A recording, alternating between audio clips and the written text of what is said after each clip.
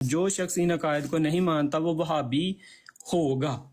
مثال کے طور پر جو ان کو نہیں مانتا وہ وہابی ہے اور وہ کافر ہے.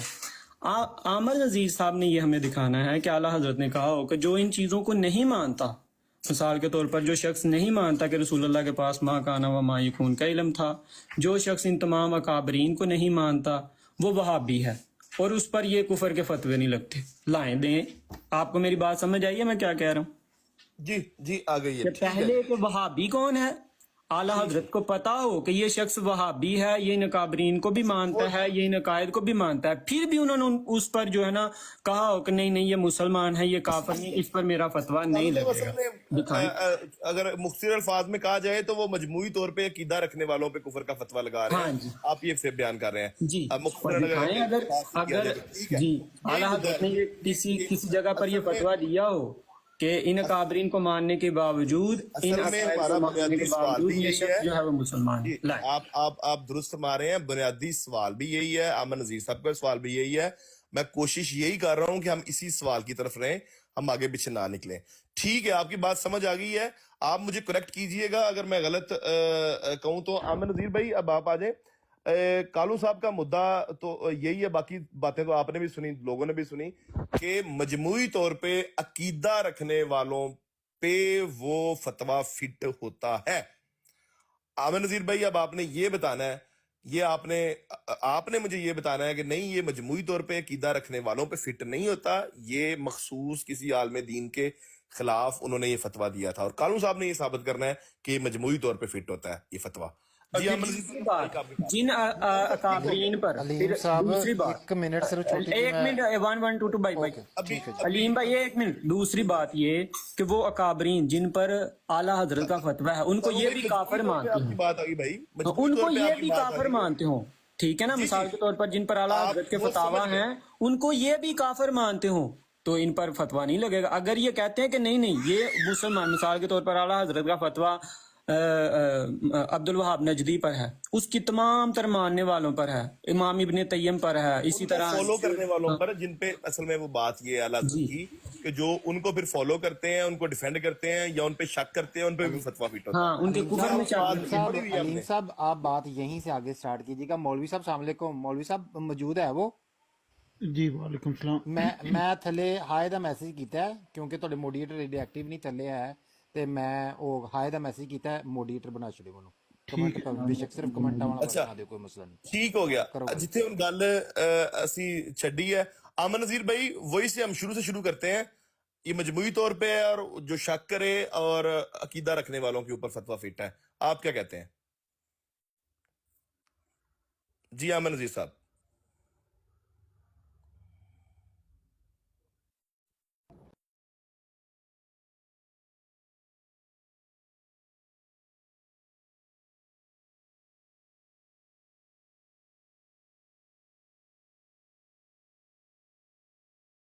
جاتی ہے، کفر کا فتویٰ دیا جاتا ہے کہ جس چیز کا یہ عقیدہ ہے اس کا یہ عقیدہ کفریہ ہے.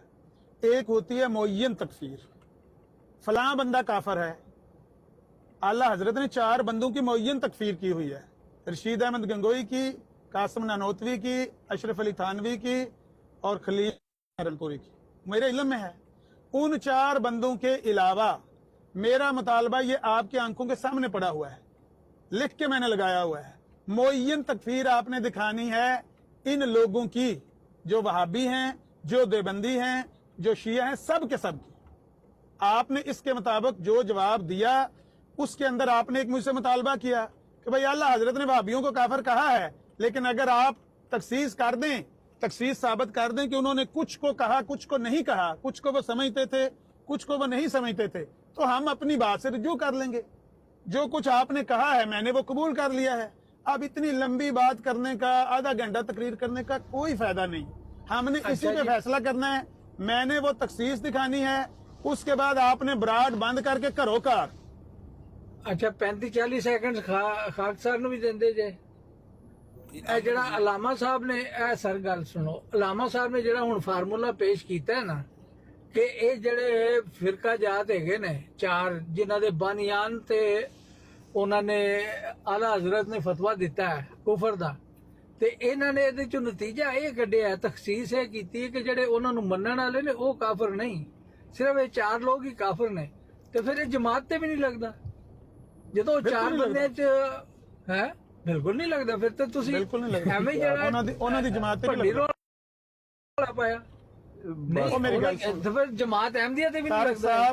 ਤਾਰਕ ਸਾਹਿਬ ਐਵੇਂ ਭੰਡੀ ਰੌਲਾ ਮੇਰੀ ਗੱਲ ਪਾਇਆ ਸੁਣ। ਹੋਇਆ। ਉਹਨਾਂ ਦੀ ਗੱਲ ਮੁਕੰਮਲ ਹੋਣ ਦਿਓ ਨਾ ਅਮਰ ਸਾਹਿਬ, 1 ਮਿੰਟ ਉਹਨਾਂ ਸਟੇਰੀਅਲ ਸਾਹਿਬ ਨੂੰ ਗੱਲ ਮੁਕੰਮਲ ਕਰ ਲੈਣ ਦਿਓ। ਨਹੀਂ, ਮੇਰੀ ਗੱਲ ਕੰਪਲੀਟ ਹੋਈ। ਜਦੋਂ ਇਹਨਾਂ ਦੇ ਬਾਨੀਆਨ ਤੇ ਫਤਵਾ ਲਾਇਆ ਹੈ ਤੇ ਉਹਨਾਂ ਦੀ ਜਮਾਤਾਂ ਤੇ ਉਹ ਫਤਵਾ ਨਹੀਂ ਲਾਗੂ, ਤੇ ਜਮਾਤ ਅਹਿਮਦੀਆ ਤੇ ਵੀ ਨਹੀਂ ਲਾਗੂ, ਗੱਲ ਖਤਮ ਹੋ ਗਈ। ਐਵੇਂ ਭੰਡੀ ਰੌਲਾ ਪਾ ਕੇ ਬੈਠੇ ਆ ਸਾਰੇ। ਇਹਦਾ ਜਵਾਬ ਦੇਣਾ। ਅਸਲ ਵਿੱਚ ਅਮਰ ਸਾਹਿਬ 1 ਮਿੰਟ, ਅਸਲ ਚ ਉਹ ਜਿਹੜੀ ਗੱਲ ਸਟੇਰੀਅਲ ਸਾਹਿਬ ਕੀਤੀ ਹੈ ਨਾ, ਇਹ ਹੀ ਅਲੀਮ ਸਾਹਿਬ ਬਾਰ-ਬਾਰ ਕਰ ਰਹੇ ਨੇ ਕਿ ਤੁਸੀਂ ਇਹਦੇ ਨਾਲ ਪੁਆਇੰਟ ਸਕੋਰਿੰਗ ਕਰਨੀ ਹੈ ਜਾਂ ਤੁਸੀਂ ਵਾਕਿਆਤਾਂ ਇਹਨੂੰ ਮੈਰਿਟ ਉੱਤੇ ਇੱਕ ਚੀਜ਼ ਨੂੰ ਸਮਝਣਾ ਚਾਹੁੰਦੇ ਹੋ। ਇਸ ਦੀ ਤਫਸੀਲ ਉਹਨਾਂ ਜੀ ਕਰੋਗਾ। ਐਸਾ ਮੈਂ ਦੱਸਣਾ ਮੈਂ ਕੀ ਕਰਨਾ ਚਾਹੁੰਦਾ। ਮੈਂ ਇਹ ਕਹਿਣਾ ਚਾਹੁੰਦਾ ਕਿ ਲੋਕਾਂ ਦੀਆਂ ਇਬਾਰਤਾਂ ਨਾਲ ਖੇਡਦੇ ਨੇ, ਲੋਕ ਤਮਾਸ਼ਾ ਕਰਦੇ ਨੇ, ਹੇਰਾਫੇਰੀਆਂ ਕਰਦੇ ਨੇ, ਲੋਕਾਂ ਨੂੰ ਗੁੰਮਰਾਹ ਕਰਦੇ ਨੇ। ਕੱਲ ਇੱਕ ਮੁੰਡੇ ਨੂੰ ਗੁੰਮਰਾਹ ਕੀਤਾ, ਉਹਨੂੰ ਆਪ ਨਹੀਂ ਪਤਾ, ਉਹ TLP ਦਾ ਖੁਦ ਨੂੰ ਕਹਿੰਦਾ ਸੀਗਾ, ਲੇਕਿਨ ਮੈਂ ਯਕੀਨ ਨਾਲ ਕਹਿੰਦਾ ਉਹਨੇ ਅੱਲਾ ਹਜ਼ਰਤ ਦਾ ਫਤਵਾ ਨਹੀਂ ਪੜਿਆ। ਮੈਂ ਪੱਪੂ ਨੂੰ ਟੋਰਿਆ, ਮੈਂ ਕਿਹਾ ਪੱਪੂ ਜਾ ਕੇ ਉਹਨੂੰ ਆਖ, ਉਹ ਜਾ ਕੇ ਪਹਿਲਾਂ ਪੜ੍ਹ ਤੇ ਲੈ ਅੱਲਾ ਹਜ਼ਰਤ ਦਾ ਫਤਵਾ। ਇਹੋ ਜਿਹਾ ਤੇ ਆਈ ਕੋਈ ਨਹੀਂ ਜਿਹੜਾ ਤੂੰ ਮੰਨੀ ਜਾਂਦੇ ਇਹਨਾਂ ਦੇ ਸਾਹਮਣੇ।